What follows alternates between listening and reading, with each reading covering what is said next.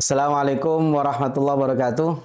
Hari ini kita akan membahas tema tentang perlombaan.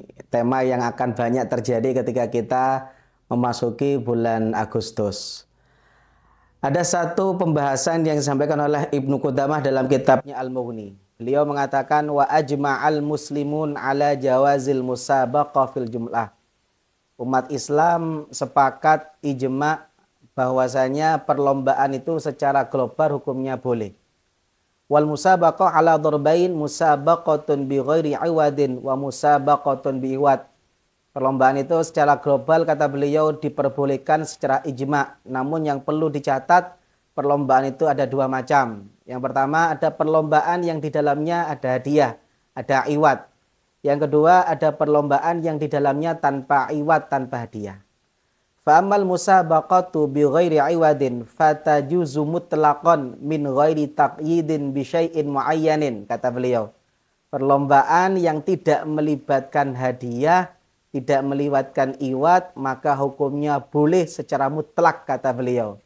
Maka semua jenis perlombaan selagi tidak mengandung unsur yang diharamkan secara global, kalau tidak ada hadiah di dalamnya, ini diperbolehkan. Contoh kata beliau, kal musabaqah alal aqdam, perlombaan lari, wasufun, perlombaan perahu, watuyur, bahkan perlombaan burung, wal bighal, perlombaan bighal, wal hamir, himar, dan lain sebagainya. Bahkan watajuzul musara'ah, waraf'ul hajar liyu'raf al-asyad, bahkan boleh perlombaan gulat dan mengangkat batu untuk mengetahui siapa yang paling kuat. Inilah yang kemudian menjadi dasar beliau mengatakan perlombaan secara global itu diperbolehkan. Salah satu dasar yang beliau sampaikan adalah hadis riwayat Abu Dawud an Aisyah, dari Siti Aisyah, annaha kanat ma'an Nabi SAW fi safarin. Siti Aisyah pernah suatu ketika beliau bersama Nabi dalam satu perjalanan. Qalat fasabaqtuhu. Saya pernah di satu perjalanan saya lomba lari dengan Rasulullah SAW. Dan pada waktu itu saya mengalahkan Rasulullah SAW. Ini kata Siti Aisyah. Masya Allah ya. Romantisnya Rasulullah SAW dengan istrinya itu masih sempat kemudian lomba lari. Falamma hamiltul lahm sabaqtuhu fasabaqani. Kata Siti Aisyah, di perjalanan selanjutnya suatu ketika saya sudah mulai gemuk. Dan kemudian saya lomba lagi sama Rasulullah SAW dan Rasulullah mengalahkan saya.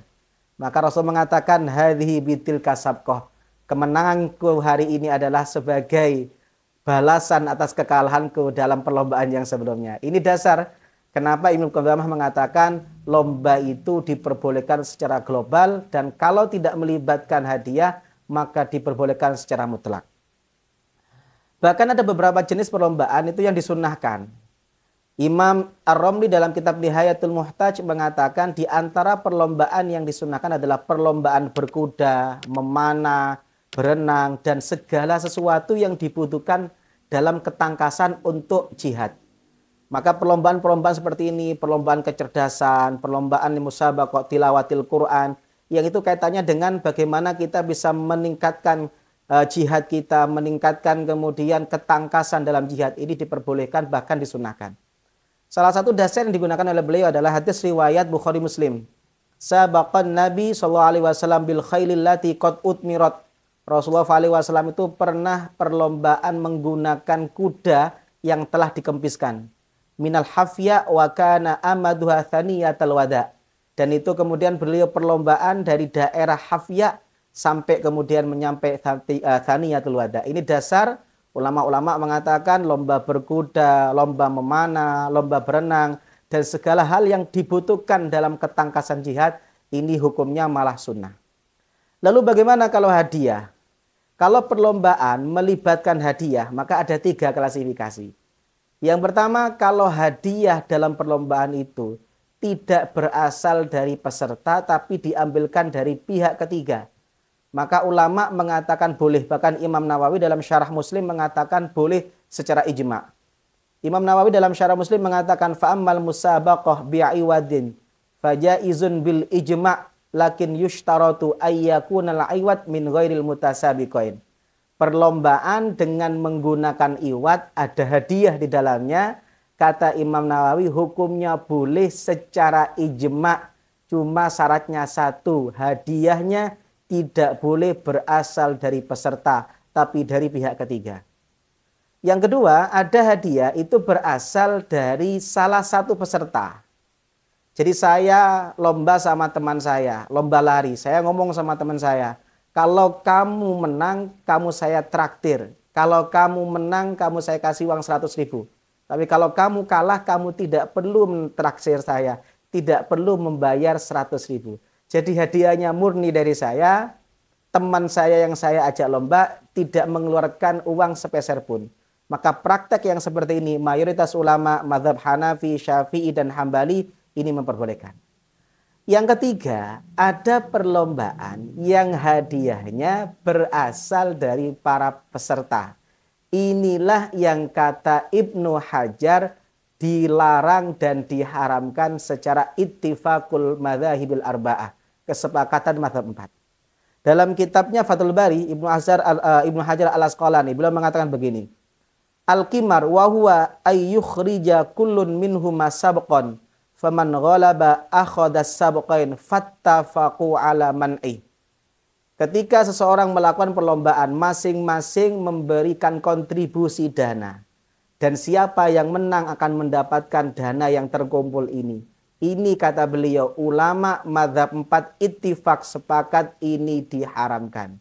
Maka ayo nanti akan ada di lomba Agustusan praktek-praktek yang seperti ini.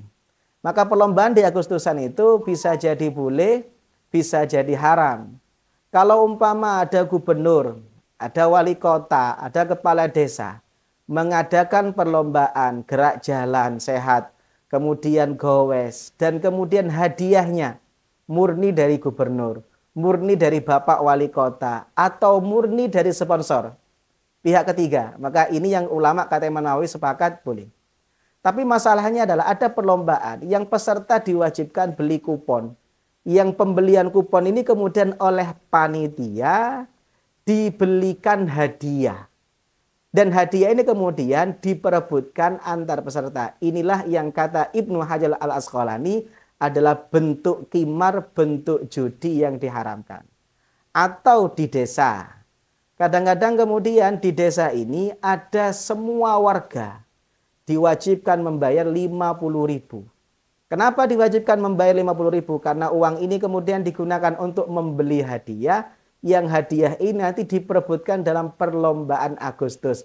Maka inilah yang akan menjadikan lomba ini mengandung judi yang diharamkan. Kecuali ada yang namanya muhalil. Muhalil itu bagaimana? Saya sama teman saya lomba. Saya bayar 100, teman saya bayar 100. Tapi saya melibatkan orang ketiga yang ketangkasannya sama dengan saya, punya peluang dan sama dengan teman saya untuk bisa menang, untuk bisa kalah. Dia saya libatkan tanpa harus bayar. Dan dia berhak dapat hadiah kalau dia menang, dan dia tidak mengeluarkan uang sebesar apapun. Maka orang ketiga ini namanya muhalil. Ini yang diperbolehkan. Maka kalau kita ingin di warga Agustusan supaya tidak haram, ada dua kunci. Satu, jangan ambilkan hadiah dari warga. Jadi warga boleh ditarik, tapi hanya untuk operasional. Untuk keperluan-keperluan operasional warga itu boleh. Tapi hadiah carikan sponsor. Atau hadiah berasal dari dana lain yang pihak ketiga, bukan diambilkan dari peserta. Atau cara kedua, tidak semua warga itu membayar. Contoh, untuk warga-warga miskin, sekian persen warga yang miskin tidak boleh bayar, tapi mereka punya kesempatan yang sama, mereka punya peluang yang sama untuk menang, dan mereka hanya ikut lomba, tidak ikut kontribusi. Dan kalau dia menang, mendapatkan hadiah yang sama. Inilah cara yang diperbolehkan. Makanya, ayo kita tata ulang, intinya adalah perlombaan itu boleh secara mutlak kalau tidak melibatkan hadiah. Kalau melibatkan hadiah, bisa boleh, syaratnya satu. Jangan sampai hadiah itu diambilkan dari para peserta. Semoga bermanfaat. Assalamualaikum warahmatullahi wabarakatuh.